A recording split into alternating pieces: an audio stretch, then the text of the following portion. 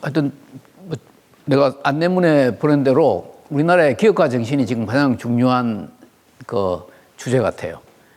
이게 우리가 지금 저성장의 늪에 빠져 있다, 뭐 이런 이야기를 하고 있는데, 기업도 내가 들어보니까 그 우리나라의 많은 그 기업들이 지난 10년간 새로운 사업을 하지 않고 있다, 이런 이야기예요. 그러니까 우리가 삼성전자도 사실은 좀 더 새로운 사업으로 뛰어들어야 되는데, 우리가 생각하는 것만큼 그렇게 그러니까 산업을 선도하는 기업이 아직 되지 못하고 있는 것 같아요.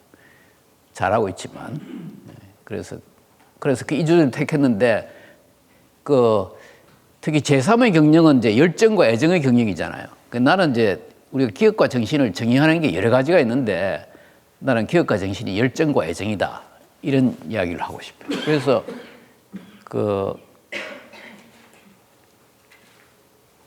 이건 뭐 기업가 정신이 뭐냐 하는 걸 좀 이렇게 왜 중요한가 하는 걸 설명하려는데, 좀 이거는 좀 일찍 지나가려고 그래. 그러니까 뭐 창조적 파괴다. 그러니까 하여튼 기업가 정신이라는 게 이제 미래지향적인 것 같아요. 새로운 미래를 창조하는 거니까, 이게 이제 과거를 부수고 새로운 미래를 창조한다, 이런 뜻으로 이제 creative destruction이다, 이렇게 적은 것 같아요. 그러니까 과거를 파괴를 하고 새로운 미래를 창조한다. 이 슈페트가 쓴 표현이지만, 그래서 그런 걸 통해서 이제 성장하고 발전해 나간다.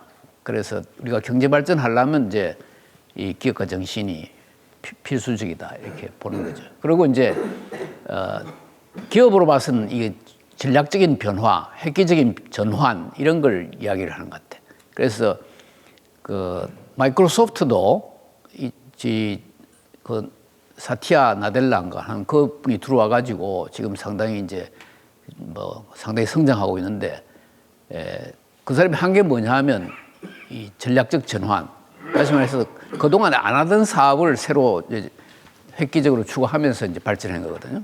과거에는 윈도우 중심이었는데 지금은 모바일과 뭐 클라우드 중심으로 이렇게 바뀐 거. 그리고 마이크로소프트는 또 문화도 아주 획기적으로 바꿨어요. 그동안은 경쟁적인 문화였는데 그 사람이 공감이라는 걸 굉장히 강조했더라고요. 공감과 협력, 이걸 통해서 조직 문화를 바꾸니까 훨씬 더 창조적으로 되었다, 이런 이야기고. 듀폰 같은 기업도 굉장히 변신을 잘해요. 그러니까 조그만 화약 회사로 출발했는데, 그게 한 100년 뒤에는 이제 종합 화학 기업으로 되고, 앞으로는 이제 바이오 기업으로 변신하겠다, 이런 이제 이야기를 하고 있더라고요. 그러니까 기업이 이렇게 변신하면서 환경 변화에 적응해야 되는데, 보통 기업들이 그렇게 잘 하질 못하죠.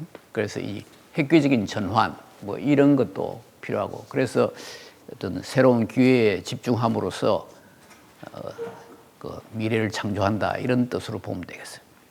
기업가 정신이란 기본적으로 기회를 추구하고 리스크 테이킹 하는 거니까, 그래서 뭐 그런 의미에서 이제 기업가 정신이라는 걸 이렇게 개괄적으로 이야기를 하고, 그 다음에 내가 이제 기업가 정신이라는 게 뭐냐 이랬을 때, 이게 다른 사람이 기업가 정신이라는 정의를 내린 걸 보면 너무 추상적이더라고. 그냥 기업가 정신은 뭐 새로운 미래를 창조한다, 이런 말을 한단 말이야. 그럼 그게 그래서 어쨌다는 거냐 이래 말하면 그러니까 할 말이 없는 거야. 근데 나는 이제 이 기업가 정신을 이렇게 내가 한 정의대로 하면 이게 기업에 적용이 될 수 있고, 또 우리가 기업가 정신을 어떻게 개발할 수 있을 건가. 우리가 직원들 기업가 정신, 우리도 기업가 정신을 개발해야 되잖아요. 그럼 개발하는 방법까지 이 정의에서부터 나오니까 좀 더 정의가 좀 구체적이랄까, 추상적이지 않다, 이렇게 나는 보고 있어요. 그러니까 시작하자면 기업가 정신이라는 건 기본적으로 그러니까 혁신인데, 혁신은 창의와 도전이다, 이거죠. 그러니까 아이디어가 있고 그 아이디어를 가지고 행동에 옮기면 그게 이제 혁신이 되는 거죠. 새로운 아이디어를 이제 그게 이제 결실이 맺을 수 있도록 뭔가 보통 우리가 도전이라 그러지. 도전적으로 리스크 테이킹을 하면 거기서부터 이제 혁신이 나온다, 이러는데, 그러면 창의와 도전이라는 게 어떻게 생길 것이냐. 나는 이제 창의와 도전이라는 게 문화에서부터 비롯된다, 이렇게 보는 거지. 그러니까 우리가 어떻게 일을 하느냐, 문화라는 건 우리가 어떻게 일을 하느냐 하는 거 아니에요? 그러니까 우리가 어떻게 일을 하느냐 하는 데서부터 창의와 도전이 나오는 거지. 그래서 뭐 픽사 같은 그런 회사도 굉장히 문화가 개방적인 문화고 도전적인 문화예요. 그러니까 픽사의 혁신이 많이 일어나는 거 아니에요. 그래서 애니메이션 영화를 만드는 것이 모두 처음에 한 20몇 개가 다 막 대박을 치고 이렇게 됐단 말이에요. 그러니까 그게 기업 문화에서 비롯되는데, 기업 문화라는 게 개방적인 문화와 도전적인 문화. 개방적인 문화라는 건 이제 대화하고 협력하는 거, 사람들이 아이디어를 서로 이제 교환하는 거죠. 그렇게 되면 새로운 창조적인 아이디어가 나올 수 있다. 그러니까 또 도전은 이제 사람들이 협력하면서 시도하고 뭐 도전하는 그런 이야기죠. 도전적인 문화라는 것. 실패를 두려워하지 않는 문화. 그래서 픽사 같은 데서도 무슨 일을 하면서 우리가 망할 것 같은 그런 두려움을 느끼지 않는다면 우리는 제대로 혁신하는 것이 아니다 할 정도로 이 리스크 테이킹을 아주 과감하게 할 수 있어야 되는데, 이 리스크 테이킹 할 수 있으려면 우리가 협력할 수 있는 분위기가 되어 있어야 된다, 이런 말도 했죠. 그래서 이 협력하면 거기에서부터 창조적인 아이디어가 나오고 또 도전적인 문화 속에서 우리가 리스크 테이킹을 할 수 있는 거죠. 그렇기 때문에 이제 그 창의와 도전이 나와서 이제 그 혁신이 일어나는 거 아니에요. 그러려면 우리가 개방적인 문화와 도전적인 문화를 가지려면 우리가 어떤 성품을 가져야 되느냐. 그러니까 우리 성품이 달라야 돼요, 사람이. 그러니까 우리 성품이 다른 사람을 그러니까 배려하는 성품. 그리고 우리가 무슨 일을 하면 잘해봐야 되겠다, 최고로 잘해봐야 되겠다고 하는 그런 이제 그 의지를 가진다든지 그런 의식을 가지고 있는 성품이 요구되는 거예요. 성품. 그러니까 성품이라는 게 사람마다 다 다르잖아요. 그러니까 성품이 다 사람마다 다르다. 어떤 사람은 뭐 열심히 그렇게 해봐야 무슨 소용이 있느냐, 그냥 적당히 살지, 뭐 이렇게 이야기하는 사람이 있는가 하면, 어떤 사람은 양 사는데 열심히 살자, 이렇게 이야기하는 사람이 있으니까 사람마다 그 성품이 다르단 말이에요. 그래서 우리가 성품을 제대로 잘 개발해야 돼. 그래서 성품에 난 지금 두 가지만 들었는데, 열정과 애정. 열정적인 성품과 다른 사람을 배려하는 애정의 성품을 우리가 가지고 있어야지, 애정의 성품을 가지고 있어야지 다른 사람하고 대화 협력이 잘 되고, 또 열정적인 성품을 가지고 있어야지 그 시도하고 그 리스크 테이킹 하는 그런 이제 행동을 옮길 수 있는 그런 분위기를 잘 만들 수 있는 거죠. 그래서 성품이 중요하다 이거야. 근데 성품이라는 거는 이제 가치에서 비롯되는 거예요. 우리가 어떤 가치를 가지고 있느냐.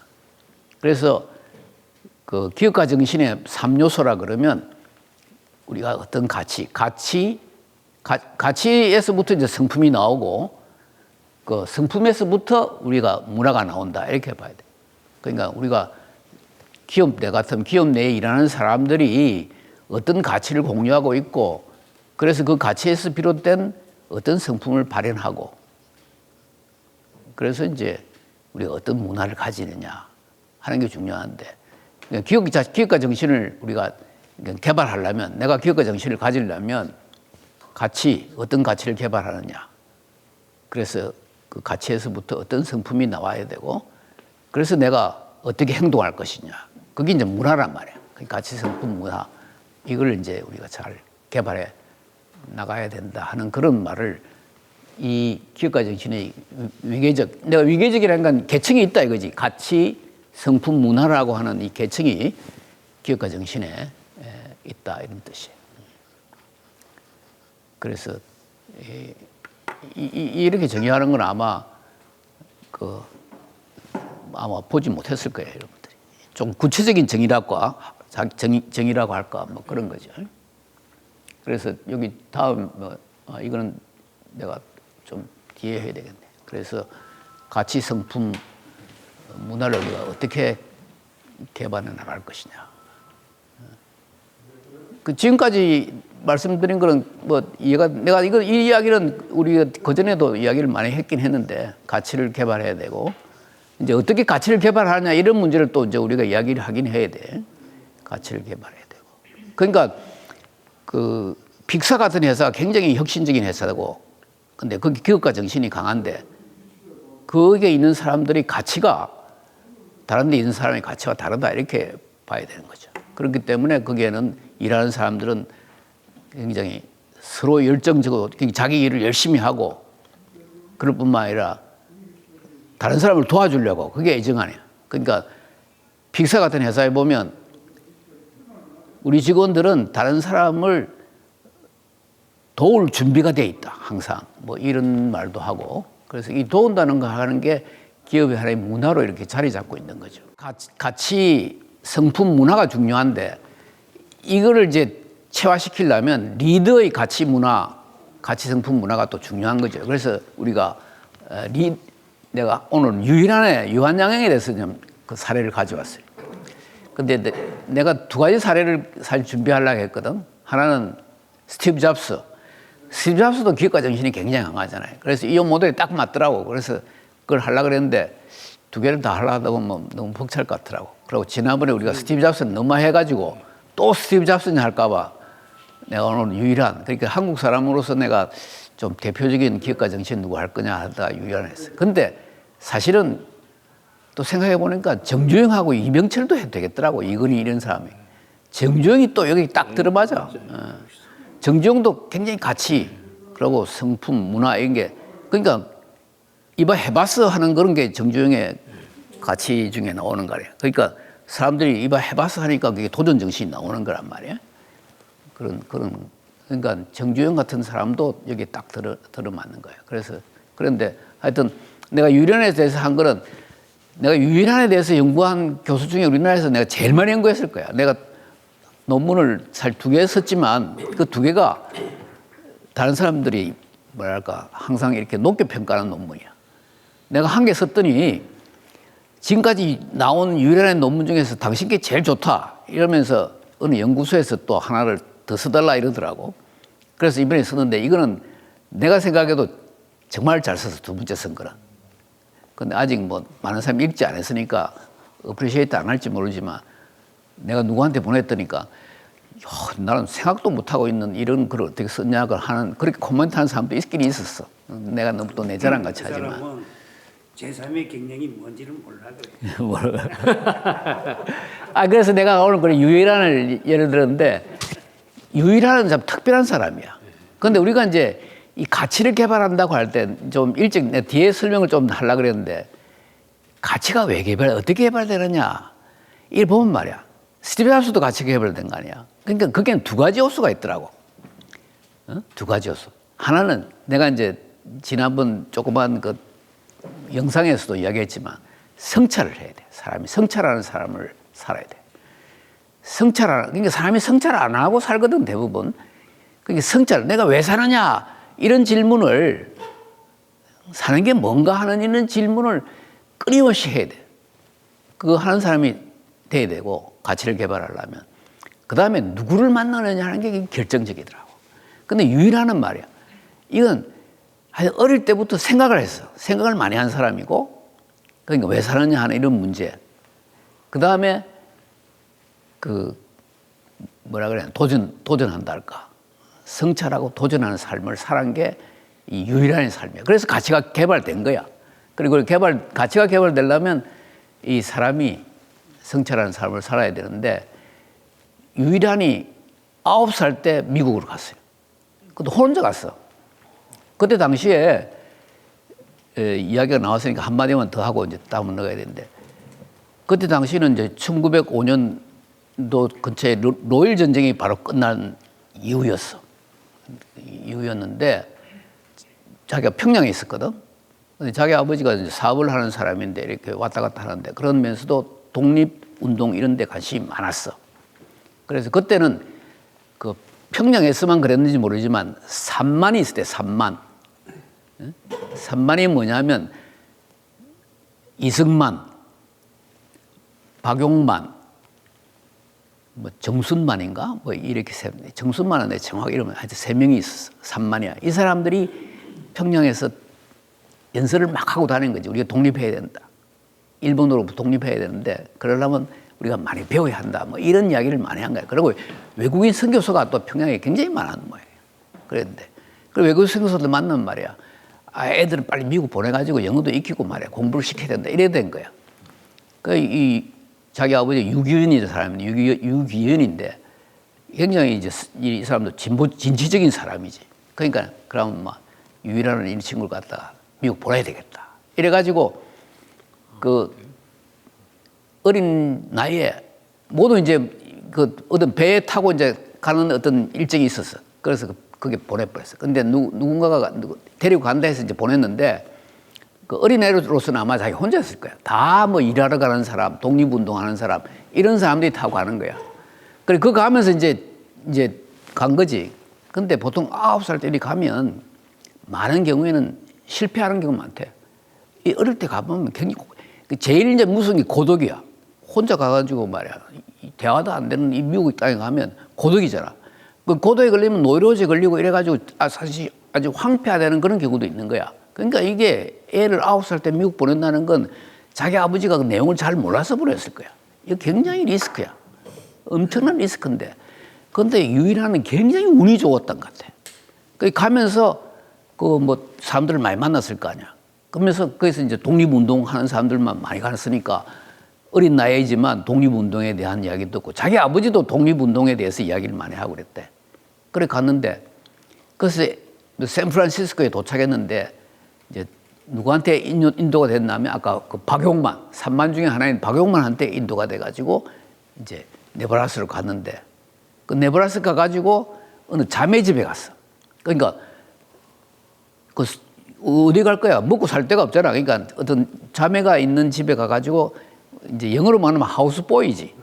그래가지고 이제 그 이제 하인으로 일해주는 하인으로 이제 뭐 땔감도 가져오고 뭐 하여튼 시키는 일을 많이 한 거지.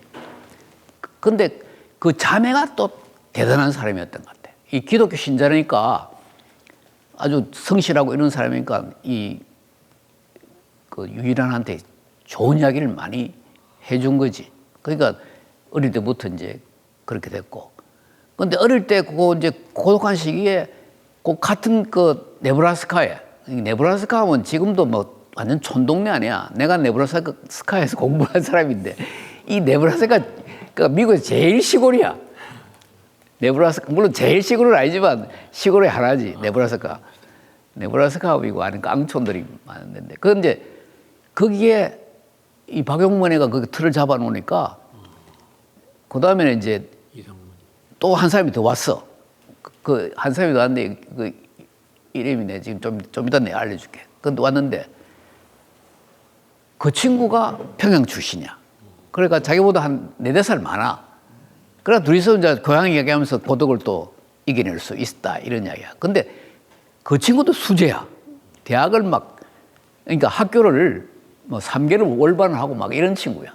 근데 나중에 그 친구도 독립운동하는 쪽으로 들어갔지. 굉장한 그 이름이 알려진 독립운동가였어 그 친구도. 아니 내가 이야기를 하면 이렇게 운이 좋았다는 게 그 유일한 아이에게서는 기적이 일어난 거지. 그래가지고 아주 건전하고 아주 그러니까 리더십도 있는 사람으로 성장하게 된 거예요. 응? 그래서 이 사람을 누구를 만나느냐 하는 게 중요한데, 근데 어릴 때부터 가놓으니까 사실은 고독한 거 아니야. 뭐 중간중간에 이제 이 좋은 이야기가 있었기 때문에 침체는 빠지지 않았지만 노이로제는 안 걸렸지만 고독하니까 항상 이 생각하는 거지. 사람은 고독해야 돼. 근데 고독할 줄 모르는 사람은 생각을 할 수 없어. 응? 근데 어릴 때부터 고독했으니까 생각을 하는 거지. 그래서 성찰을 한 거야. 그래서 내가 보는데 스티브 잡스는 다른 이유로 성찰했고 이 유일한은 또 이런 이유로 성찰을 하고 그러고 이제 독립운동 한다니까 그게 벌써 도전 아니야. 어릴 때부터 독립운동에 대한 생각이 많은 거지. 그래서 나는 내 일생을 독립운동에 바쳐야 되겠다 하면서 이제 14살 때부터 그 박용만이가 만든 소년병 학교에 가서 훈련을 하기 시작한 거지. 응? 그래서 그때부터 이제 독립운동에 대한 인식을 하면서 나도 그 박용만 같은 이런 사람 같이 독립운동가 돼야 되겠다 하면서 그래가지고 책도 많이 읽었던 것 같아. 그래가지고 19살 때 그러니까 그때가 대학 때인가 고등학교 때인가 정확하게 모르겠는데 필라델피아에서 이제 그 서재필, 이승만 뭐 이런 사람들이 모여가지고 하여튼 한인 무슨 독립운동 대회 뭐 이런 걸 열었어. 이런데 이 사람이 가가지고 무슨 선언문 작성하는 기초위원으로 들어가가지고 나중에는 선언문 작성된 선언문을 자기가 발표를 해. 그러면서 우리 모두 서해갑시다 하면서 하여튼 굉장히 그 젊은 나이에 주도적으로 한 거야. 근데 선언문 작성한 그 내용을 보면 굉장히 자유민주주의 사상 이런 게 많이 들어가 있거든. 그러니까 그런데 기초위원 들어갔다는 거 보면 책을 많이 읽었던 것 같아. 근데 하여튼 유일한이가 굉장히 성실한 사람이었어. 그래서 책도 많이 쓰고 그런 이제 생활을 하게 된 거죠. 그래서 그러고 뭐 고등학교 때부터 그 미식 축구 선수야. 그 풋볼 있잖아요. 그 선수인데 이제 영어도 이제 고등학교 오니까 영어도 제법 잘하는 거야. 미국 사람은 못지않게 영어를 잘하고 그래서 운변대회 나가서도 우승하고 그래. 응? 그러고 막 미식 축구 하는데 키는 작지만 근데 우리나라 사람으로서는 키 크지. 근데 뭐 한 180 넘으니까. 근데 미국에 뭐 아주 큰 친구들보다는 작지만 그래서 키는 작지만 빠르기가 말이야. 하여튼 대단하다 이래가지고 뭐 하여튼 불꽃같이 불같이 뛰는 뭐 선수다 이런 식으로 평이 나오고 그러는 모양이야. 그래서 장학금으로 그러니까 이 스포츠 선수로 장학금으로 다 대학도 가고 그랬어. 미시간 대학도 갔는데 고등학교도 장학금으로 그러니까 축구 선수로 장학금으로 공부를 했고. 그래서 굉장히 그런 식으로 생활하니까 이 가치가 그러니까 생각을 깊이 하니까 이게 나는 이제 의식 계획이라는데 의식 계획이 이루어지는 거예요. 그래서 성찰을 하면 가치가 확립이 되는 거지. 성찰을 통해서 우리가 가치를 확립하면 좋은 성품이 개발되는 거예요. 좋은 성품. 그러니까 사람이란 건 성찰하지 않으면 기본적으로 본능적으로 행동하거든. 본능적으로 행동하는 게 탐욕과 집착이야. 탐욕과 집착으로 사람이 살아간다고. 대부분의 사람들은 성찰하는 생활을 많이 하지 못하기 때문에 뭐 전혀 하지 않은 사람이 있고 이제 중간에 하는 사람이 있기 때문에 어느 정도 다를지 모르지만 성찰을 하지 않으면 사람은 본능적으로 살아가기 때문에 탐욕과 집착. 그러니까 뭐 돈은 더 많이 가지려고 남과 비교하고 말이야. 다른 사람이 뭐 이런 아파트에 살면 왜 나는 그런 아파트에 못 사나 이래가 또 아파트에 좋은 살고 또 뭐 어떤 집에 가서 장롱이 아주 좋으면 뭐 나도 그런 장롱 해야 되겠다. 또 어떤 사람이 아주 옷을 잘 입으면 나도 그런 옷 입어야지. 뭐 이래가면서 이 탐욕, 집착 이런 삶을 살기 때문에 그런 삶을 사는 사람들 사이에서는 뭐랄까 대립과 갈등 이런 게 이제 있고 고통스러운 삶을 사는 거지 사실은. 사는데 이제 이 가치를 개발하는 사람들은 그 성품을 개발하는 사람들은 나는 이제 조금 더 고상한 삶을 살지 않겠나. 그러면 이 남과 비교하고 그래서 뭐 탐욕을 느끼고 하는 그런 고통에서 좀 벗어나지 않을까 이런 생각을 하고 있어요. 그래서 가치를 개발하는데 내가 이제 가치는 5가지 가치가 있다 이렇게 이야기를 하잖아요. 5가지 가치가 보통 이제 일에 대한 가치, 사람에 대한 가치, 또 사회 발전에 대한 가치, 사회에 대한 가치. 그러니까 사람의 일에 대한 가치는 이제 사업적 가치야. 그러니까 일에 대한 일을 내가 열심히 잘해서 하여튼 최고로 만들어야겠다. 이거는 이제 일에 대한 가치라면 어떤 사람은 뭐 일을 적당히 하는 사람이 있는가 하면 일을 한번 했다 하면 최고로 잘해야 되겠다는 사람도 있잖아요. 그런 사람은 일의 가치. 그걸 내가 일이 사업이니까 사업적 가치라 그랬고 그 사업적 가치에서 특징적인 성품은 열정이야. 열정이라는 건 내가 일에 내 혼을 넣어서 몰입하겠다. 이런 거죠. 집중하고 몰입하겠다. 근데 인간적 사람에 대한 가치는 내가 사람과 사람이 만나는데 다른 사람을 내가 도와주고 서로 상호 발전해야 되겠다. 이런 가치는 이건 애정이란 말이야. 다른 사람을 배려하고. 근데 다른 사람을 배려하는 경우도 나는 다른 사람들이 뭐 진짜로 배려하는 사람은 많이 없을 것 같아. 응? 배려한다는 건 다른 사람을 진정적 배려하는 거다. 기업체 가보면 다른 사람을 배려하기보다 다른 사람을 다 자기 적으로 생각하는 경우가 많다 이러더라고. 아니 나도 뭐 직장 생활 안 한 건 아니지만 하여튼 요새 사람들 이야기 들어보면. 그래서 프레넘이라는 말이 있잖아요. 프레넘이. 직장인들 서로 프레넘이라. 프렌드 앤 에니미를 합친 말이지만 에니미지만 프렌드처럼 지내자 이런 뜻이래. 프레너미가. 에니미야 사실은. 왜냐하면 성진 나중에 사장 되려면 한 사람밖에 안 되니까 기본적으로 에니미다 이거지. 그러니까 결과적으로는 이 직장 생활이라는 게 이 애정이 없는 삶이지 지금 현재 경영이. 근데 자 애정이 있고 그다음에 사회에 대한 거는 사회는 이제 우리가 사회 발전하려면 어떻게 해야 되느냐? 그러면 우리가 도덕적 가치, 정직해야 되는지 숭고한 마음을 가지는 거지. 내가 이 세상을 위해서 좋은 일을 해야 되겠다.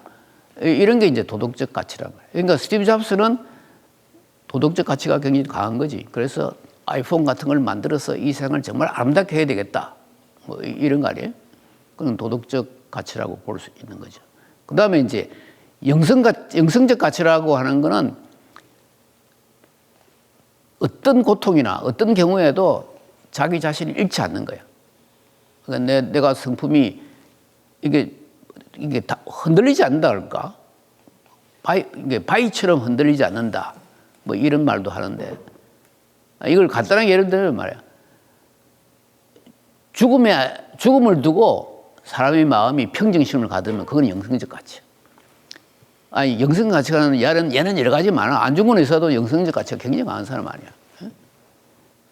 그 사람이 마지막 죽을 때 내가 정확하게 그게 사실인지 모르겠는데 당신 지금 그 죽기 전에 이제 당신 지금 뭐 하고 싶은 게 없느냐 뭐 이런 물으니까 나한테 5분만 달라 뭐 이랬다 그러잖아.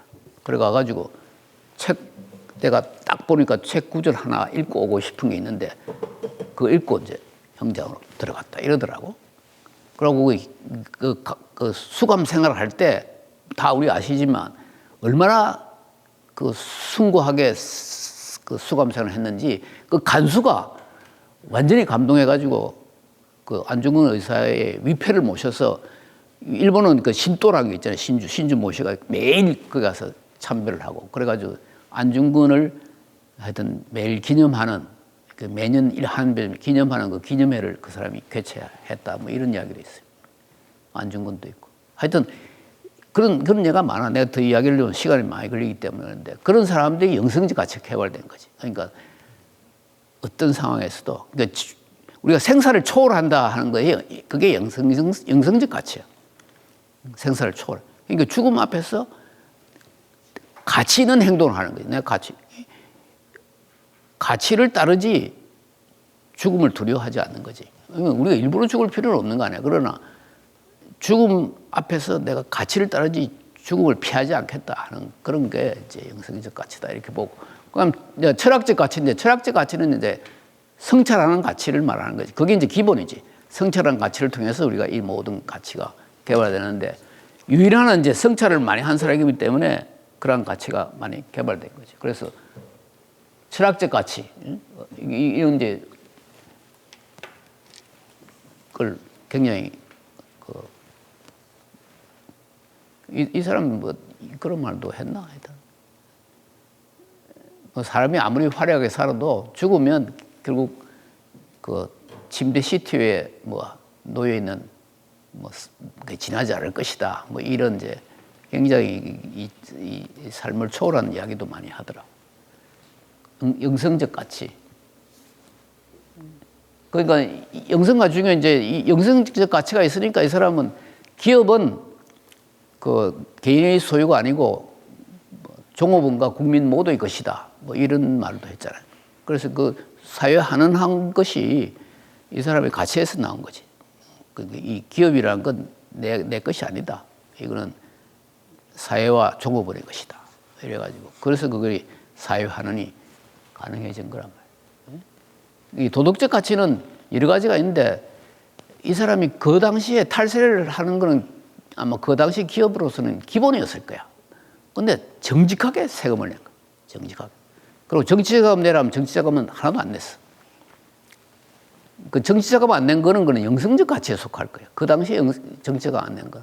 그래서 이제 국세청에서 이런 정치자금도 안 내고 이러니까 한 좀 그게 아마 대통령의 귀에 들어가서 그랬는지 한번 세무조사를 해보자 이래 된 거예요. 그 세무조사라는 건 정말 아무것도 없거든. 그래서 하여튼 납세 표창장도 받았어. 보장도 받고. 그래서 그 표창장을 줄 때 박정희가 나와서 줬던가 뭐 그랬을 거야.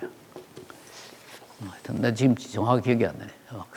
그런 식으로 하여튼 정직하게 그러니까 납세를 하는 거지. 그때 정직하게 납세하는 사람은 아무도 없었어.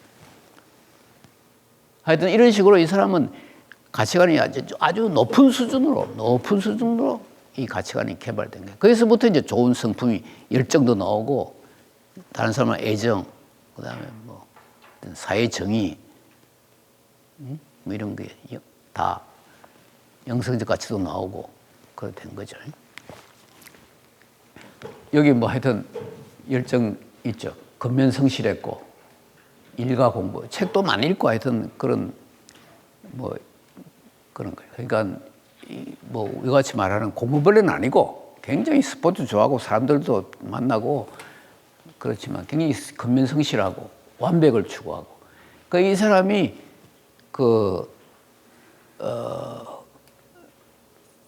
대학 다닐 때인가 하여튼 대학을 졸업하고 참 했고 대학을 졸업하고 사업을 했는데 그 숙주나물 그 라초이라고 나는 미국에서 보고 얼마까지 봤는데 라초이라는 거 혹시 못 봤어요?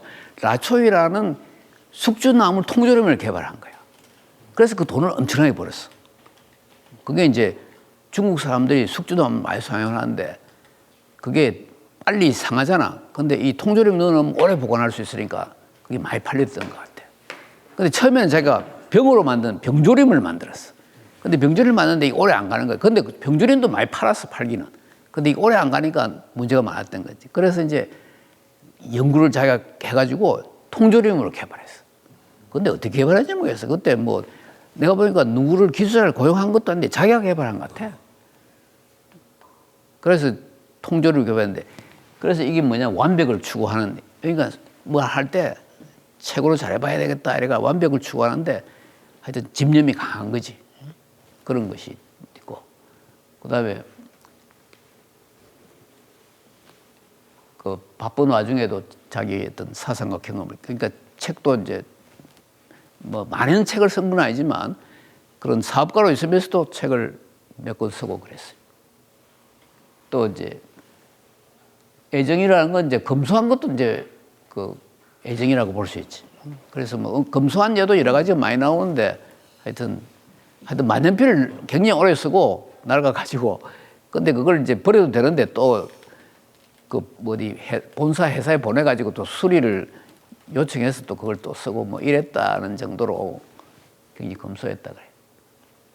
그 직원들도 사랑하고 뭐 인재 양성. 이 사람은 인재 양성은 굉장히 중요해. 그래서 기업은 직원들을 교육해야 된다. 교육하는데 직원을 교육해야 된다. 이런 걸 굉장히 강조했어요. 직원을 교육하지 않으면 안 된다. 그런데 우리나라에서도 여기가 이제 뭐 삼성쯤 되면 직원 교육 안 해도 될지 모르지. 근데 삼성도 교육을 시키긴 시켜. 근데 하여튼 교육을 많이 시켜야 된다. 그러니까 픽사 같은 데도 교육 많이 시키잖아요. 그러니까 픽사 유니버시티가 있어, 자기들이. 유니버시티에 있어가지고 그게 강제를 개설해서 직원들이 자기가 안 하던 분야에 공부를 할 수 있도록. 그러니까 내가 컴퓨터 전문가인데 말이야.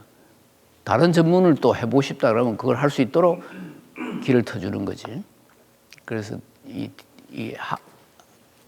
회사가 교육을 많이 시켜야 된다. 그래서 이 사람은 그 교육에 굉장히 눈을 떠가지고 그 우리나라의 유한공고 지금은 그게 이름이 어떻게 된지 모르겠어요. 유한공고를 설립하고 지금 유한대학으로 됐나? 뭐 하여튼 그런 식으로 교육을. 그래서 자기가 이 해외 나갈 때는 직업란에 교육자라는 말을 썼다 그래. 그러니까 교육을 굉장히 중요하게 생각. 그래서 이 성품도 이게 열정과 애정, 다른 사람을 배려하고 하여튼 이 열정. 물론 이제 그 다음에 뭐 정의 뭐 내가 또 이제 영성적 가치는 허정이라는데 그런 것도 다 개발했지만 복잡하니까 우선 두 가지만 하고 지나갈게. 그래서 이제 개방적인 문화와 도전적인 문화. 그러니까 자기 스스로 이제 개방적인 거지. 그래서 직업을 부르라고 좋은 아이디어를 소용한다. 그러니까 좋은 아이디어면 수용한다.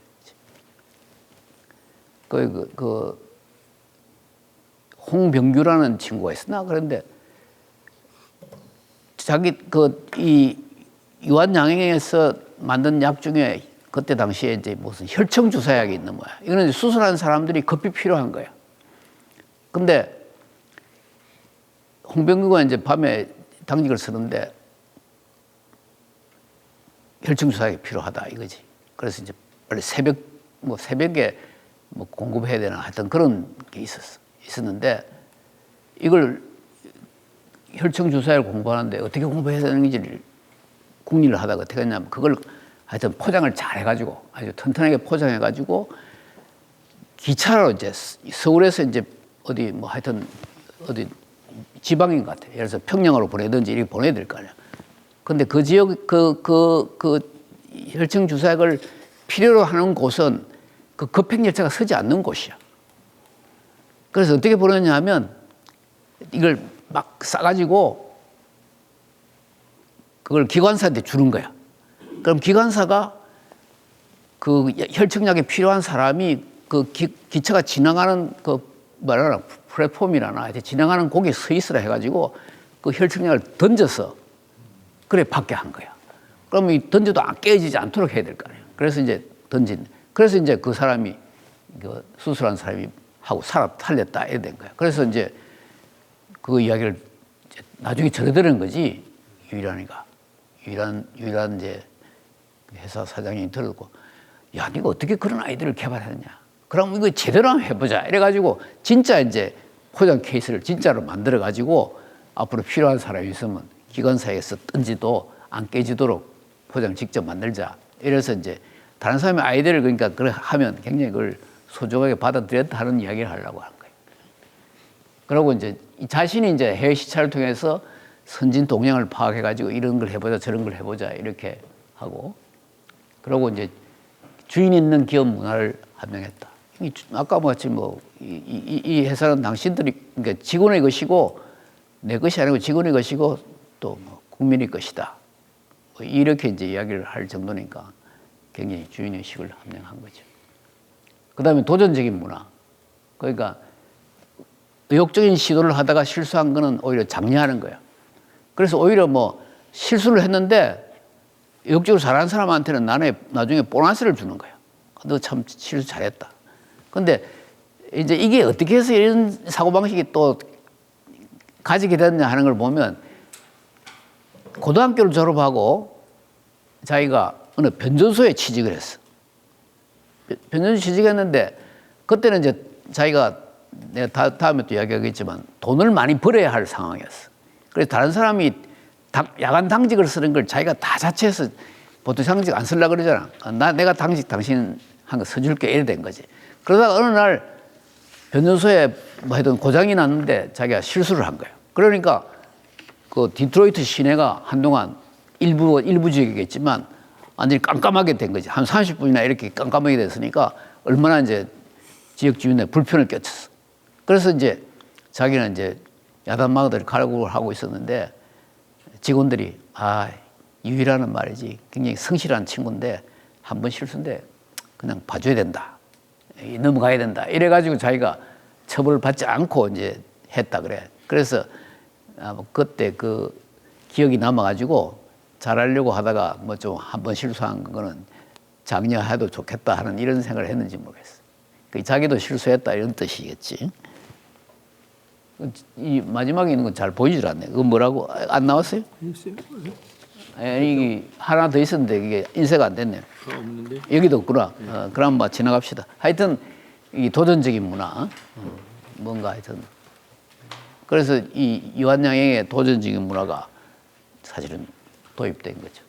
그래서 이 한동안 그 유한양행이 제약회사로 일본 기업, 여기 있는 일본 기업보다 더 잘하고 있었어. 일본 기업보다.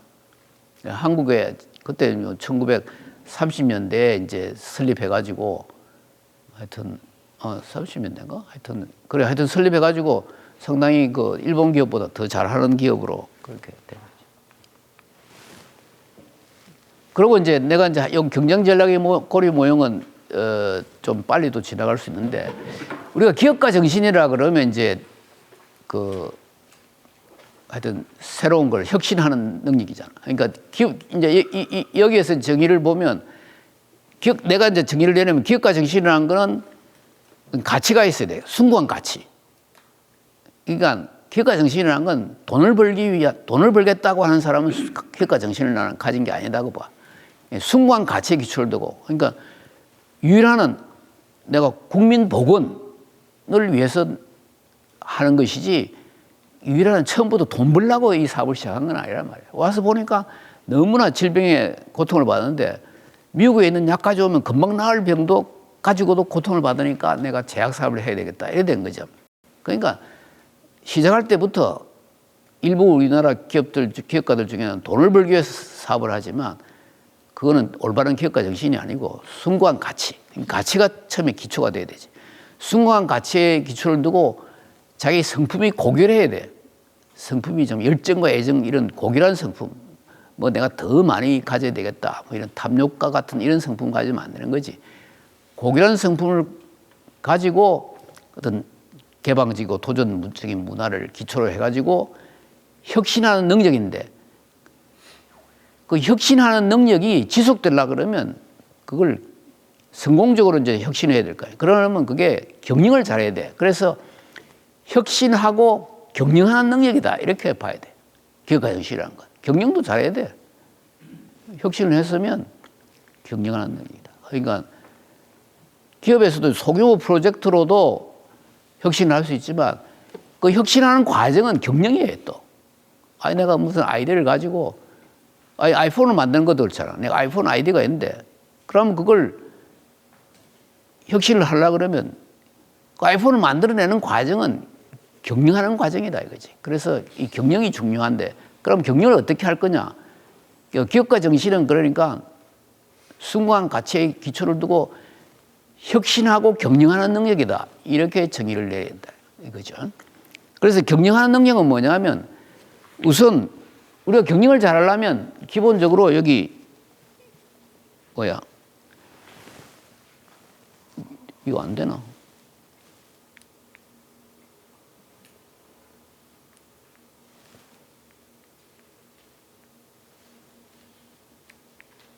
하여튼 제일 마지막에 이익이 있잖아요. 아니 이게 불이 안 나오네. 이익이 있잖아. 기업은 이익을 내야 되잖아요. 근데 이익을 내려면 어떻게 돼? 고객이 만족해야 이익을 낼 거 아니야. 고객이 만족하려면 품질이 좋아야 되고 품질이 좋으려면 기술이 개발돼야 되고 기술은 현장에서 사람들에 의해서 개발되는 거예요. 그러니까 현장을 중요시하고 사람을 또 중요시해야 돼. 사람이 기술 개발을 할 거 아니야. 근데 사람을 무시하고 이러면 사람들이 어떻게 동기부여가 돼서 기술 개발을 할 거냐 이게. 근데 이런 원리를 하면 사람이 중요한 거야. 기업에는 사람이 정말 중요하다. 우리가 보통 사람이 중요하다 그러잖아. 사람이 중요하니까 사람에 투자를 하고 사람을 잘 대우하고 이렇게 해야 되고 사람을 정말 소중하게 여기게 이래야 되는데 많은 기업이 이렇게 하지 않는다 이거지. 왜 하지 않느냐? 가치가 없다 이거지. 가치가 없기 때문에 우선 단기적으로 이익에 관심이 많은 거예요. 그래서 단기적으로 이익에만 몰두하면 고객을 무시하게 되고 품질도 소중하게 생각 안 하고 다 안 하는 거야.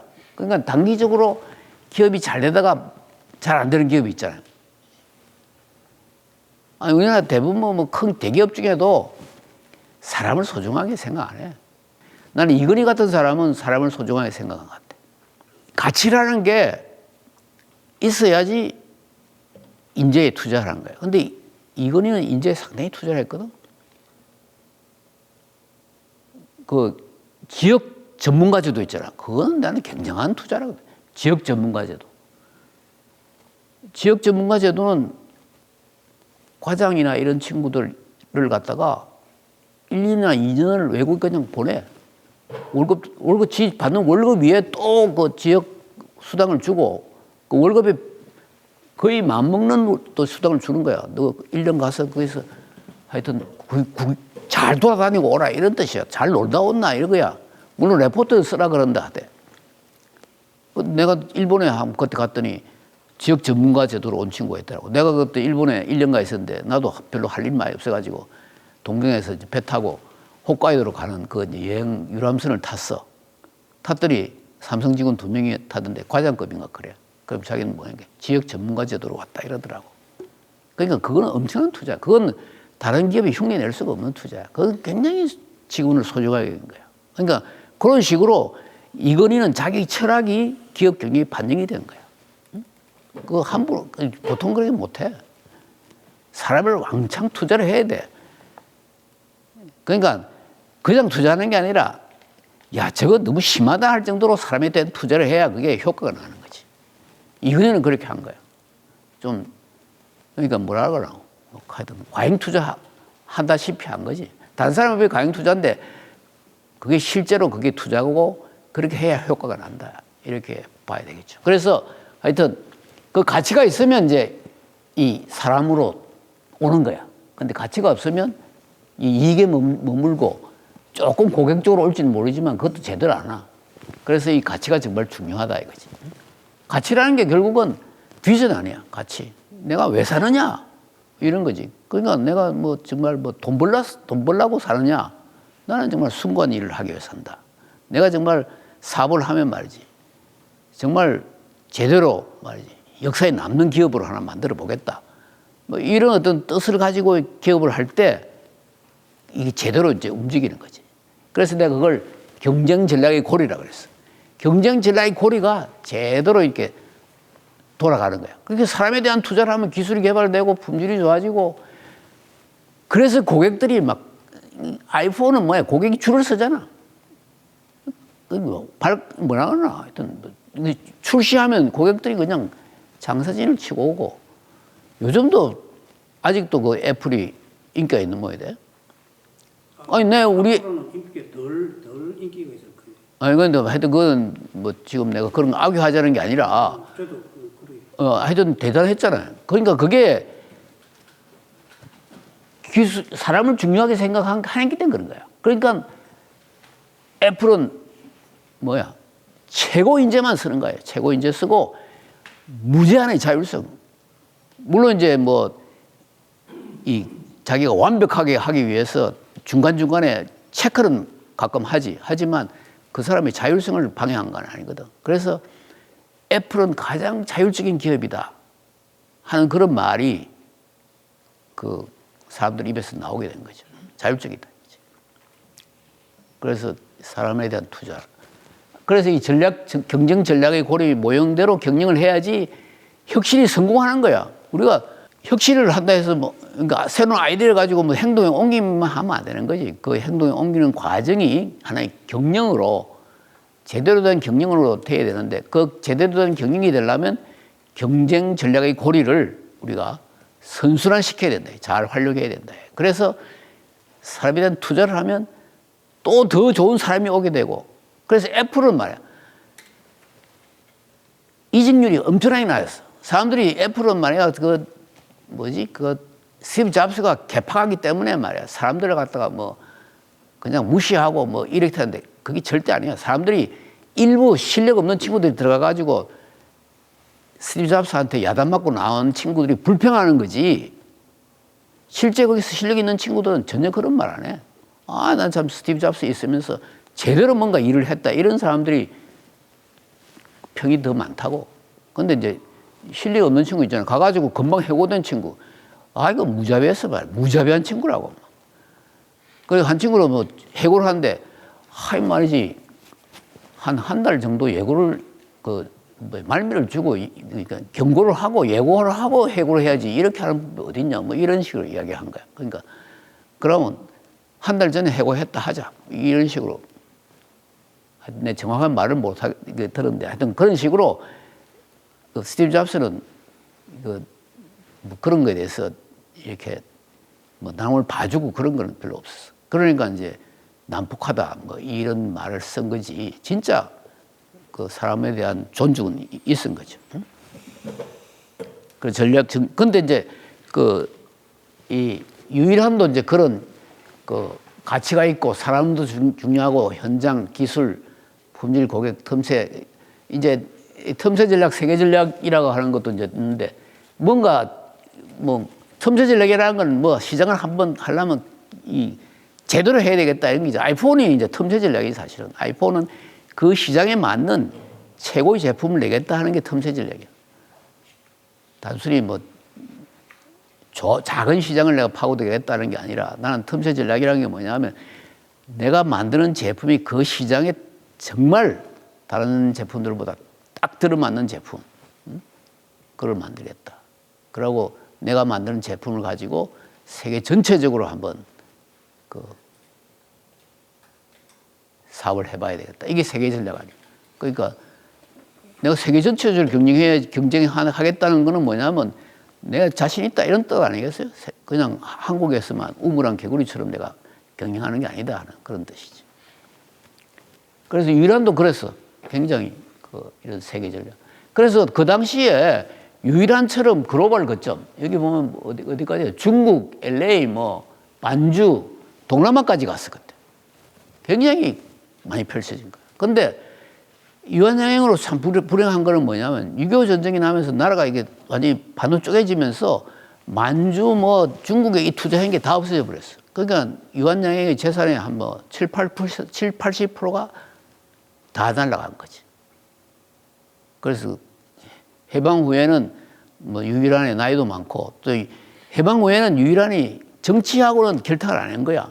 정치하고는. 그러니까 그 당시에 이제 우리나라는 굉장히 박정희를 중심으로 해서 정치적으로 이렇게 연결되는 게 많았는데 그런 기회를 못 가진 거지. 그래서 유한양이 이제 산업화에는 일찍 들어가지를 못했어. 그 사람이 또 그런 걸 싫어했고. 그 사람은 제일 처음에 우리나라에서 제일 처음에 자동차 사업을 하려고 그랬어.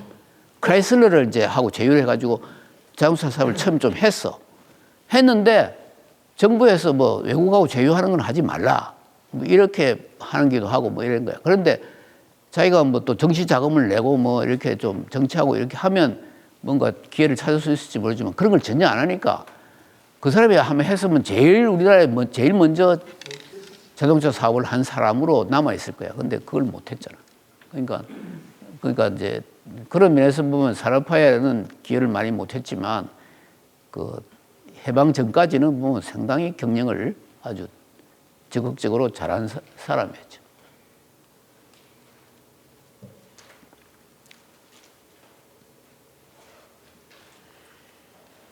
그러고 하여튼 이 고객한테도 거의 광고 없는 진실한 소통. 광고를 하더라도 그냥 진실한.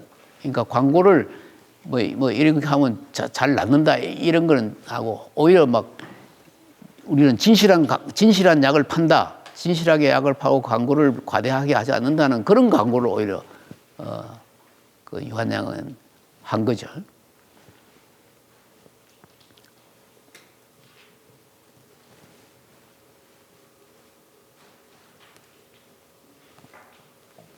이 품질에도 그래. 그때 당시에 우리나라에도 이제 마약 성분이 들어간 약들이 좀 팔리고 이러는 모양이야. 그래서 이제 직원들 중에는 여기에 마약 성분을 좀 넣자고 그러면 잘 팔릴 거라고 이러니까 하여튼 유일한이 굉장히 화를 내고 말이야. 당장 너는 그만두라. 뭐 이렇게 하면서 그걸 못하게 했다는 이런 이야기야. 그때 그런 약들이 많았던 모양이야. 마약 성분을 좀 넣으면 잘 팔릴 거다. 그래서 그 유일한 가치가 뚜렷한 사람은 이런 경쟁 전략의 고리로 경영할 수밖에 없어. 가치가 뚜렷한 사람이 어떻게 고객을 속이고 나쁜 품질을 팔고 말이야. 고객을 속이고 그럴 거야. 사실 기업이라는 건 기업이 해야 할 일은 고객을 위해서 봉사하는 거야. 기업은. 기업이 첫 번째 그 과제는 고객을 위해서 봉사하고 고객을 위해서 봉사하기 위해서 우리 직원들한테 잘해주는 거지.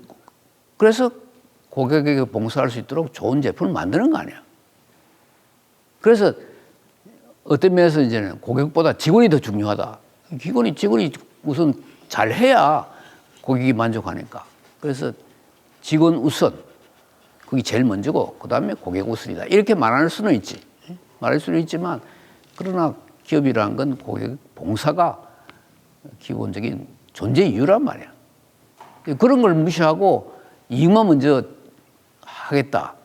이러면 이제 그 원리를 잘 모르는 거지. 지금까지 우리가 한 거는 뭐냐면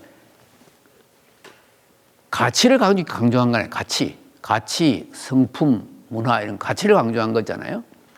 이게 뭐냐면 가치를 개발하고 좋은 성품을 하고 하는 게 이게 다 뭐냐면 의식 개혁이야, 의식 개혁. 그러니까 그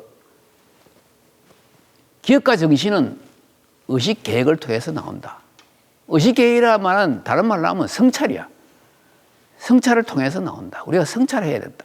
하는 게 이제 첫 번째 기업가 정신은. 그래서 내가 의식 개혁과 자라 실현이라 그랬는데 의식 개혁을 통해서 성찰을 하는 것이 첫 번째고 두 번째는 뭐냐면 우리가 도전해야 되잖아요. 도전이라는 건 꿈이야. 꿈. 그러니까 기업가 정신이라는 건 성찰을 통한 성품을 개발하는 거하고 또 성찰하게 되면 결과적으로 꿈을 수립하게 돼야 돼요. 사람이 인생은 내가 왜 사느냐 이러면 뭔가 내가 뭘 해야 할 건가를 생각하게 되는 거지. 그래서 꿈이 수립되는 거야. 그래서 기업가 정신이라는 건 성품과 꿈이다. 근데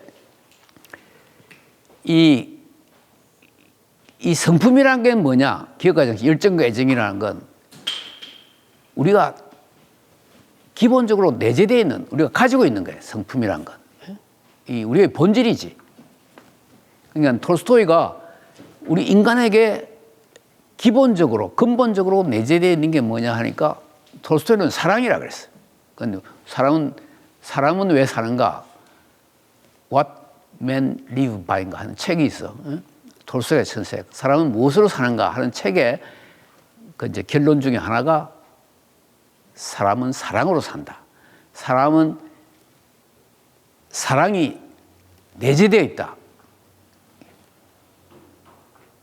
그러니까 우리가 근본적으로 내재되어 있다 이거지. 그러니까 내재되어 있는데 의식 계획을 안고 성찰하지 않으면 그 사랑이 발현이 안 돼.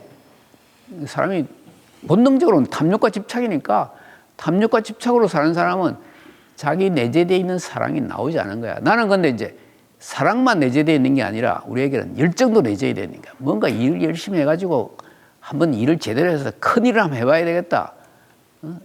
그래서 스티브 잡스가 이야기하듯이 우주에 어떤 흔적을 남기는, 우주에 충격을 주는 그런 일을 해야 되겠다 하는 이런 이제 꿈을 꿀 수 있는 거야. 그게 이제 도전이지. 그 꿈이야. 그래서 이 성찰하고 해서 성품을 가지고 꿈을 가지는 것. 이게 이제 기업가 정신의 기본이고 이것이 이제 자아 실현이야. 자기를 찾아가는 거예요. 그러니까 기업가 정신을 개발한다고 하는 것은 바로 다른 말로 하면 자아 실현이야. 그러니까 우리의 그 과제는 뭐냐? 우리의 과제는 뭐냐 하면 평생 과제는 뭐냐 하면 기업가 정신을 개발하는 거예요. 기업가 정신을 개발하는 것이 우리의 내재된 성품이다 이거지. 그런데 기업에서는 지금 기업가 정신을 잘 개발을 시키지를 못하고 있어요. 기업에서는. 우선 자율이 없잖아, 자율이 없어. 너 정말 네 하고 싶은 거 좀 해봐라. 이렇게 경영하는 기업은 없다고. 지금 나도 말이야, 인간으로 한번 태어나가지고 큰일을 한번 하고 싶은데 회사에 말이야, 이 능력 있는 친구도 많고 하니까 우리 한 대여섯 명 모여가지고 뭐 스티브 잡스가 아이폰 개발했던데 우리는 그보다 더 좋은 거 한번 개발해보자 하는 이런 분위기를 좀 만들어주면 좋은데 그런 분위기를 만들어주지 못하고 있잖아요, 지금. 그러니까 기업가 정신이 개발 안 되고 있는 거지, 우리나라에. 아니, 뭐 우리나라뿐만 아니라 뭐 미국에서도 그렇겠지, 많은 기업들이. 구글 같으면 이제 물론 다르지만, 구글 같은 뭐. 그래서 이 기업가 정신을 개발한다는 게 우리의 내재된 어떤 본질, 우리의 내재된 본성, 이걸 개발하는 거예요. 그래서 그걸 하려면 성품을 개발해야 되는데, 성품을 개발하려면 이제 아까 우리가 얘기했듯이 성찰해야 되고, 이 성찰하게 되면 세상을 보는 눈이 달라져, 인생관이. 옛날에는 사람을 보면 이놈을 어떻게 이용해 먹을까 이런 생각을 하다가 성찰을 많이 한 사람은 이 사람 참 정말 이 잠재력도 무한정을 가지고 있는 사람인데 이 잠재력을 개발하지 못하고 있구나. 내가 같이 우리가 힘을 합쳐서 우리 서로만의 잠재력을 개발해 나가자. 뭐 이런 이제 이 사고방식이 바뀌는 거야. 성찰하게 되면. 그게 인생관이야. 여기 이제 제일 위에 인생관이 있죠. 인생관. 믿음, 인생관이 바뀌는 거야. 그럼으로써 우리 가치가 확립이 되는 거야. 성찰하면서 인생관이 바뀌면 가치가 바뀌고, 가치가 바뀌면 야, 우리 일을 한번 했다 하면 잘해야 될 거 아니냐. 응? 그리고 우리가 한번 사람이 만났는데 만나면 우리가 협력해야 될 거 아니냐. 그럼 거기서부터 애정이라는 성품이 나오고 또 일을 할 때 한번 했다 하면 잘해야 될 거 아니냐 하는 그런 이제 가치가 확립이 되면 열정이라는 성품이 나는 거죠. 그래서 성찰하면 인생관이 새롭게 바뀌고 인생관이 바뀌면 거기서 가치가 성립이 되고 가치가 확립이 되면 거기서 좋은 성품이 나온다 이거지. 그래서 이렇게 성품을 개발하는 거 이건 우리가 내재된 거란 말이지. 그것을 이제 우리가 해야 되겠다. 그 다음에 이제 꿈, 도전해야 되는 꿈. 우리가 무슨 꿈을 가지고 있냐. 꿈이란 건 뭐야? 내가 어떤 식으로 살고 어떤 능력을 개발해. 성품이란 건 좋은 성품인데 꿈이라는 건 내가 어떤 분야에서 어떤 능력을 개발하면서 이 사회에 이바지할 거냐 하는 그런 거지. 그래서 꿈을 실현해야 되는데 꿈을 실현하는 방법은 자율과 인정이라고 그랬잖아요. 자율적으로. 남의 통제를 받아가지고는 도전할 수 없어요. 자율적으로 해야 도전하는 거예요. 자율적으로 기회를 추구해야 되는 거죠. 그러고 이제 내가 일의 결과에 대해서 다른 사람들로부터 너가 일을 좀 제대로 하고 있네 하는 인정을 받으면 내가 그 꿈을 계속해서 이제 유지해서 추진 나갈 수 있는 거죠. 그 아이폰 같은 거 개발하니까 사람들이 일광하니까 스티브 잡스는 다음에는 정말 아이폰보다 더 좋은 걸 한번 또 개발해 봐야 되겠다 하는 이런 이제 삶의 의욕을 갖게 되는 거 아니에요. 그래서 꿈, 자율, 인정. 이게 이제 꿈을 실현하는 방법이에요. 그래서 이 의식계획이라는 건 이 성찰을 통해서 사람이 순수해지고 이게 탐욕과 집착을 버려야 되는 거지. 순수해지면 그런 과정에서 나올 수 있는 하나의 특징이라고 볼 수 있어요. 성품과 꿈. 그 성품과 꿈을 개발하면 그것이 이제 자아실현이에요. 우리가 나를 찾아가는 거지. 나를 찾아간다는 게 뭐야, 결국. 내가 가지고 있는 재능을 발휘해서 이 세상에 기여하겠다는 거가 그게 이제 자아실현이죠. 자아실현. 좋은 성품을 개발하고 그래서 내가 내 꿈을 실현하는 거. 근데 이게 이제 순수함에서 나오는 거야. 탐욕과 집착을 버리는 순수함에서 나오는 거야. 그러니까 성찰을 많이 해야 되는 거지. 그러니까 성찰을. 그러니까 스티브 잡스는 성찰을 하는 방법이 죽음을 생각하는 거야. 사람이 죽으면 뭐야? 죽으면 뭐 돈 번 게 무슨 소용이 있냐? 내가 가져가지도 않은데. 여기 너무나 그 사실 다 명확한 건데도 불구하고 그 쓸데없는 거에 집착을 해가지고 사람들이 돈을 벌려고 그러고 또 권력을 추구하고 이렇게 한다 이거죠. 그래서 이 꿈이라는 게 뭐냐? 꿈이라는 건 뭐냐면 내가 일생을 걸고 내가 해봐야 할 일이 뭐냐 이거지. 일생을 걸고 해봐야 할 프로젝트가 뭐냐. 이걸 우리가 찾아야 돼. 근데 사람들이 꿈이 없잖아, 보통. 꿈이 많이 없다 그러잖아요. 일생을 걸고 내가 해볼 프로젝트. 그 프로젝트는 그 프로젝트를 통해서 나를 찾아가는 거니까 자기 발견 프로젝트. 일생을 걸고 자기가 찾아가야 할 프로젝트. 그거를 우리가 기업가 정신을 가진 사람은 가져가야 되겠다. 스티브 잡스도 일생을 거는 자기 프로젝트가 있었죠. 일생을 거는 프로젝트. 그러니까 그 친구는 하여튼 컴퓨터에서부터 시작해가지고 아이파드, 아이폰, 뭐 아이패드 뭐 이런 식으로 또 하는 거예요. 근데 살았으면 지금 뭘 또 AI 가지고 뭔가 또 했을 거야. 뭔가 또 새로운 걸 뭐 또 해가지고 사람을. 그러니까 아이폰 같은 거 나온 거 보면 지금 우리는 그냥 뭐 아무렇지도 않게 쓰지만 이 세계를 얼마나 바꿔놨는데 그 아이폰을 어떻게 그렇게 잘 만들었느냐. 그건 정말 굉장한 불가사의한 거야. 근데 그런 걸 만들었는지.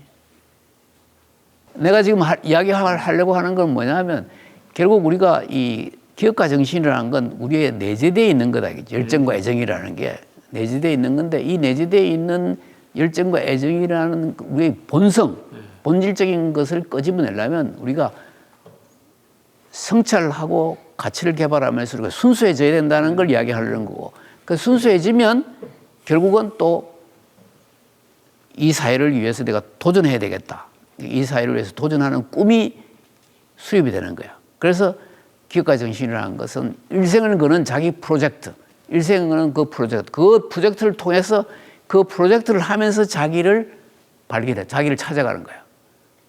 자기를 완성시켜 나간다 이런 뜻이지. 자기를 완성시켜 나가는. 그게 모든 사람이 사업가가 아니라도 우리는 어떤 의미에서는 다 사업가야. 나도 사업가야. 나도 공부하는 사업가 아니야? 뭐 하여튼 여러 가지 형태로 다 사업가야. 사업가이기 때문에 다 기업가 정신을 가져야 되는 거예요. 모두. 그러니까 기업 경영도 가장 중요한 목표가 뭐냐면 모든 사람을 기업가 정신으로 무장시켜 가지고 사업가로 또 만드는 거야. 그래서 일생을 그런 자기 발견 프로젝트를 가지고 자기를 완성해 나가는 그런 기업가 정신이 요구된다 하는 걸 이야기하려고 하는 거예요. 그래 기업가 정신은 의식계획가소입니다. 의식계획을 통해서 결국 성품과 꿈을 개발하고 거기서부터 내가 이 세상에 태어나서 무엇을 해야 할 것인가 하는 자기 발견 프로젝트. 뭐 이게 소명이라고 했지만 그걸 또 사명이라고 할 수 있지. 미션이지, 미션. 그걸 우리가 개발해. 우리 사실 개인이 모두 그래야 돼. 모두 사실은 소명의식을 가져야 되는 거야. 그게 기업가 정신이다 이거지. 내가 이 세상에 태어나서 내가 뭘 할 것인가. 나 개인이라고 하는 거는 유니크하다 말. 다른 사람 나하고 똑같은 사람이 없어요. 아주 유니크해. 나는 특별하다 이렇게 느껴야 돼요. 나는 특별한 사람이다. 그러면 뭔가 특별한 일을 해야 될 거 아니야. 그런데 이제 이반 일리치의 죽음 그런데 보면 그 어떤 표현이 나오냐면 이반 일리치는 평범하고 단순한 삶을 살았기 때문에 테러블했다는 것, 비참했다 뭐 이런 거야. 그러니까 이반 일리치는 나는 특별하다는 생각을 안 한 거야. 이 보통 사람이 사는 것처럼 살았다 이거지. 그러니까 좋은 대학 나오고 좋은 여자하고 결혼하고 좋은 집에 살고 또 승진하고 그래서 높은 자리에 올라가서 높은 월급 받고 그러면서 다른 사람들하고는 막 승진하기 위해서 그냥 표면적으로 잘 지내지만 속으로 뭐 마음까지 주고 그런 관계는 아니고 말이야. 그런 식으로 살은 거야. 그러니까 이반이질 삶처럼 살지 말라는 거 아니야.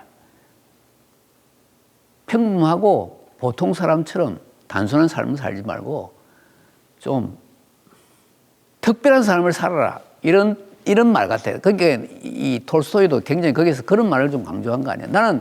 우리 개인은 전부 다 특별하다 이거야. 내가 똑같은 사람이 어디 있어. 그러니까 특별한 일을 해야지. 뭔가 내가 특별한 일을, 내게 주어진 특별한 일이 있다고 생각하고 그걸 찾아야 되는 거지. 그래서 기업가 정신은 인간에게 내재된 본질이며 이를 개발할 때 비로소 인격이 완성된다. 자아가 완성된다 이런 뜻이죠. 그래서 우리가 필요한 것은 순수한 영혼. 그래서 그 순수한 영혼의 기초로 순수한 영혼이라는 건 이제 좋은 성품이죠 또. 그리고 자기 발견 프로젝트 이게 꿈이죠 또 도전이고. 그렇게 해야 된다. 그러니까 사업을 돈 버는 수단으로만 생각하면 그건 올바른 기업가 정신이 아니다고 하는 걸 이야기하려고 하는 거예요. 그 유란 박사의 뭐 자기 발견 프로젝트. 이 핵심 철학은 기업은 사회의 공기이며 결코 개인의 것이 될 수 없다. 이런 식으로 이제 철학이 있습니다. 그래서 소유와 경영의 분리, 정직한 납세 뭐 이런 게 그 사람의 특징 중에 하나지만 그래 처음에 이제 와서는 국민 건강 그러고 뭐 한국의 독립 뭐 독립에 기여하겠다 이렇게 국민 건강 그게 처음부터 했더니 네 국민 건강을 위해서 사업을 한 거지 뭐 돈 벌려고 사업을 한 건 아니다 이거죠. 그러니까 이 사람이 그때 돈을 엄청나게 가져온 거예요. 사실 그때 뭐 한 40만 불인가를 가져왔다는데 그때 당시 40만 불이면 큰 돈이었을 거야. 이 사람이 디트로이트에서 취직할 때가 고등학교 졸업할 때인데 그때가 1905년쯤이 한 10살이라면 말이야. 고등학교 졸업하면 한 19, 20, 20년 뒤니까 아마 한 1926년이나 뭐 1925년 이럴 때 그때 100불이 엄청나게 큰 거야. 그 내가 왜 그 사람이 그 디트로이트에서 변전소에서 일하면서 야간 근무까지 했느냐 하면 자기 아버지가 빨리 돌아오라 했어. 우리 집이 어렵다. 그 너가 와서 지금 집안 살림을 도와야 된다. 그러니까 지금 이제 제대로 대학도 가려고 그러고 뭐 배워야 되는데 가면 곤란하겠잖아. 그러니까 자기 지도교수한테 이야기하니까 그럼 아버지한테 네가 돈을 은행에서 빌려가지고 100불을 송금하고 너 100불은 여기서 일하면서 갚아라. 이렇게 이제 아이디어를 준 거야. 그래서 100불을 자기 아버지 보냈어. 이걸로 좀 잘 해보라고. 근데 그거 100불이 엄청나게 큰 돈이었던 모양이에요. 그래가 엄청난 땅을 샀어. 그래서 대지주가 됐어, 자기 아버지가. 지주가 돼가지고. 그래서 이제 자기 아버지도 먹고 살게 됐고, 자기는 거기서 이제 일을 하면서 100불을 갚아야 되니까, 100불 갚으려고 이제 디트로이트 변전소에 취직을 했는데, 이제 그걸 빨리 갚아야 되니까, 야간 당직까지 하고, 그래서 1년 일하고 미시간 대학으로 이제 진학을 하게 됐다, 이러더라고. 그래서 아까 100불도 그때 굉장히 큰 돈, 요새 100불은 뭐 아무거나 아니지만 말이야. 그래서 이제 국민 건강, 40만 불 돈이 뭐 많이 가져왔으니까 뭐 돈 벌려고 한 거 아니라 이렇게도 할 수 있지만, 그러나 이 사람은 가치관이 굉장히 뚜렷한 사람이었기 때문에 돈 벌려고 사업을 할 수가 없었겠죠, 또. 그 종업원 지주제 뭐 이런 걸 통해서 이 종업원한테 또 공유를 하고, 그 다음에 이제 전 재산을 사회에 환원함으로써 영성적인 완성을 했다. 그러니까 어떤 자기 어떤 그 평생의 어떤 프로젝트, 자기 발견 프로젝트가 있었다 이런 뜻이죠. 그래서 결론은 경영의 본질은 결국 기업가 정신을 개발하는 거다. 이런 말을 하려고 그런 것 같아요. 경영의 본질은 기업가 정신을 개발한 거다. 그러니까 의식 개혁과 소명. 그래서 기업 활동을 일생을 거는 자기 발견 프로젝트로 승화시켜야 한다. 그리고 리더의 확고한 가치가 사람과 기술을 기초로 고객을 감동시켜야 한다. 이게 이제 아까 말한 경쟁 전략의 고리야. 그러니까 이건희도 사실 이렇게 한 거야. 이건희 때는 정말 기술과 사람에 투자를 했어, 이건희가. 그래서 이건희 때는 정말 그 좋은 제품이 획기적인 제품이 나왔지. 그래서 우리 삼성이 정말 어떤 열광한 거 아니야? 삼성이 정말 이건희 때는 우리가 삼성이 열광했어. 그러니까 어떤 이제 그리고 이제 그 문화를 구축해야 된다. 도전적인 문화, 개방적인 문화를 구축해야 된다 이런